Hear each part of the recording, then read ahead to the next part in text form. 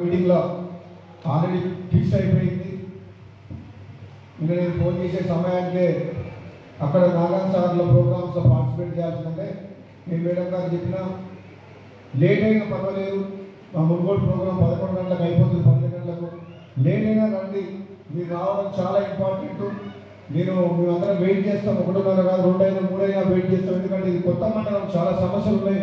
మీరు ఒకసారి ఈ మీటింగ్లో పార్టిసిపేట్ చేసి ఈ ప్రతిష్టాత్మకమైన ప్రోగ్రాం, పేదలకు మంచి జరిగే ప్రోగ్రాంలో పార్టిసిపేట్ చేయడంతో పాటు మిగతా సమస్యలు కూడా కొంచెం మీరు అటెండ్ చేస్తే గట్టుపల్లి అడుగుపెట్టినట్టుంటుందని చెప్పేసి మేడం గారు రావడం చాలా సంతోషం. ముందు గట్టుపల్లి మండల ప్రజల తరఫున కలెక్టర్ గారికి ప్రత్యేకంగా నేను ధన్యవాదాలు తెలియజేస్తున్నాను. రోడ్లు కూడా సరిగలేవు, మెయిన్ రోడ్ కూడా పోతే కూడా బస్సులు ఎదురుగా కారు వస్తే, ఎదురుగా లారీ వస్తే ఎదురుగా మన పోరాలి, అవునా కదా? ఎదురుగా మెయిన్ రోడ్ నెంబర్ 1 రోడ్ కూడా మలుపులు సందులు. నేను స్వయంగా పాదయాత్ర చేసి మనం తిరిగిపోయిన ఒక గంట సేపు నాకు అర్థమైపోయింది. డ్రైనేజీ లేదు, చాలా ఇండ్ల మీదకి భయం ఉన్నాయి.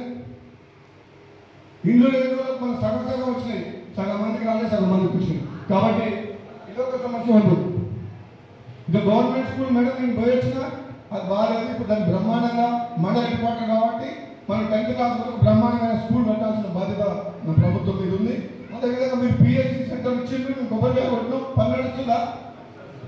తొందరగా కంప్లీట్ చేసి ఈ పిహెచ్సి కూడా కంప్లీట్ చేయించాలి. అదేవిధంగా మీరు మన కలెక్టర్ గారు ఒక మంచి శుభవార్త చెప్పారు. మన చందూరులో అడ్వాన్స్డ్ ట్రైనింగ్ సెంటర్ అని ఐటీఐ లాగా ట్రైనింగ్ సెంటర్ 42 కోట్లతో శాంక్షన్ అయింది మన చందూరు. అంటే మన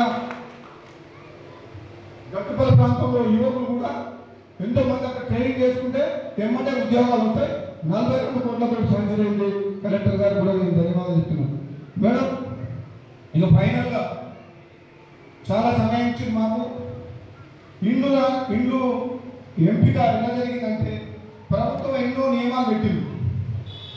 ఆ నియమాల వల్ల చిన్న కారణాల వల్ల చాలామంది అర్హులైన పేదలకు కూడా ఇండ్లు రాలేదు.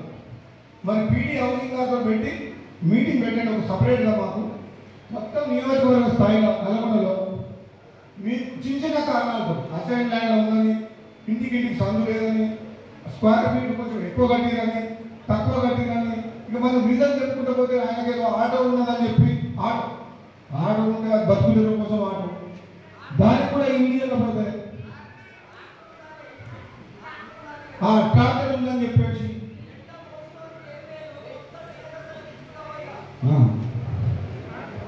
ఇవన్నీ చాలా చిన్న కారణాలతో నిజంగా మీరు ప్రత్యేకమైన శ్రద్ధ తీసుకోవాలి. ఊళ్ళలో ఏమైందంటే వాతావరణం మేడం, ఒక నిమిషం అశోక్ కాకుండా మాట్లాడండి. ఏమైందంటే ఊళ్ళలో వచ్చిన వాళ్ళ సంతోషం ఏమో కానీ ఆ రానుల బాధ చూడలేకపోతున్నాం. రానుల్లో ఎవరు రానులు నిజంగా పేదవాళ్ళై ఉండి, గుడిసెలో ఉండి, స్థలం ఉండి, అరువులై ఉండి రాకపోయేసరికి వాళ్ళ బాధ వర్ణనాతీతం. వాళ్ళకు మంచుకున్న వాళ్ళకి ఇచ్చిన మాకు ఏమైనా పేదలకు అని పడుతున్నారు. ఊరికి ఒక 5, 10, 20 మంది ఉన్నారు అట్లా. కాబట్టి మీరు సపరేట్ లిస్ట్ ఒకటి తయారు చేయండి.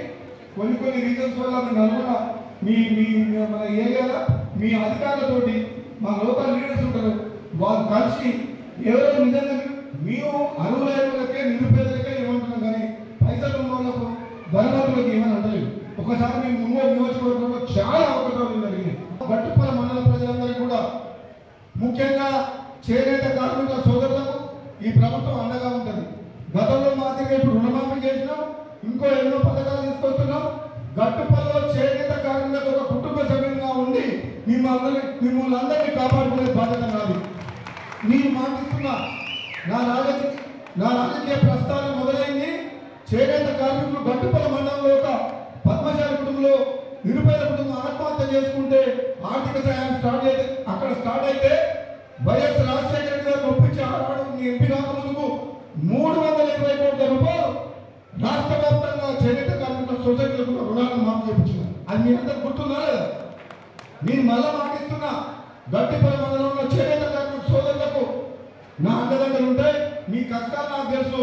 ప్రభుత్వం కొట్టడానికి తప్పకుండా మీకు అన్ని విధాలుగా కాపాడుతామని చెప్పి కూడా నేను మాటిస్తున్నాను. గతంలో ఏం జరిగిందో తెలియదు, ఇప్పుడు మాత్రం చేనేత కార్మికుల కష్టాలు తెలిసిన వ్యక్తిగా నా సపోర్ట్ ఎప్పుడు ఉంటుందని చెప్తున్నాను. అదేవిధంగా ఈ మండలంలో రోడ్లు కానీ కరెంట్ కానీ ఏ సమస్యలు ఉన్నా మనం రాబోయే రోజుల్లో మన ప్రభుత్వం ఉంది కాబట్టి డెవలప్ చేస్తామని చెప్తున్నా. మీ ఆశీర్వాదం కూడా కాంగ్రెస్ పార్టీ మీద ఉండాలి. ఎందుకంటే తెలంగాణ ఇచ్చిన పార్టీ కాంగ్రెస్ పార్టీ, ఇది పేదల పార్టీ. ఎన్ని కష్టాలున్నా, ఎన్ని అప్పులున్నా, ఎంత ఆర్థిక సంక్షోభాలు ఉన్నా గత ప్రభుత్వం సర్వనాశనం చేసిపోయినా కాంగ్రెస్ పార్టీ మాత్రం ఇచ్చిన మాట ప్రకారం మీకోసం మహిళలకు ఉచిత బస్సు తీసుకొచ్చింది, పేదల కోసం 200 యూనిట్ల కరెంట్ ఇచ్చింది, అదేవిధంగా సన్నబియ్యం కార్యక్రమం స్టార్ట్ చేసింది, అదేవిధంగా ఇప్పుడు రేషన్ కార్డు ఇస్తుంది అడిగిన వాళ్ళకు, రాబోయే రోజుల్లో పెన్షన్ కూడా ఇస్తుంది. కాబట్టి అభివృద్ధిలో అయినా సరే, సంక్షేమ పథకాల విషయంలో అయినా సరే కాంగ్రెస్ పార్టీ ఇచ్చిన మాట కట్టుబడి ఈ పేదల బతుకులు మారాలని చెప్పి ప్రయత్నం చేస్తుంది. కాబట్టి మీరు కాంగ్రెస్ పార్టీని ఆశీర్వదించాలని చెప్పి కూడా ఈ సందర్భంగా తెలియజేస్తూ, అన్ని రకాలుగా మన కలెక్టర్ గారు, మన అధికారులు, మన జేసీ గారు అందరూ చాలా మంచి టీం ఉంది. కాబట్టి తప్పకుండా ఈ మండలాన్ని రాబోయే రోజుల్లో మేడం ఇప్పుడు ఇమీడియట్గా గవర్నమెంట్ ఆఫీసెస్ బిల్డింగ్స్ ఏం లేవు కాబట్టి మీరు ఒకసారి ప్రత్యేక చొరవ తీసుకొని మండల హెడ్ క్వార్టర్ని చూసి ఆ 5 గ్రామాలను కూడా కలిపే ప్రయత్నం చేస్తే ఈ మండలం బాగుంటుందని చెప్పి కూడా తెలియజేస్తూ సెలవు తీసుకుంటాం. Thank you.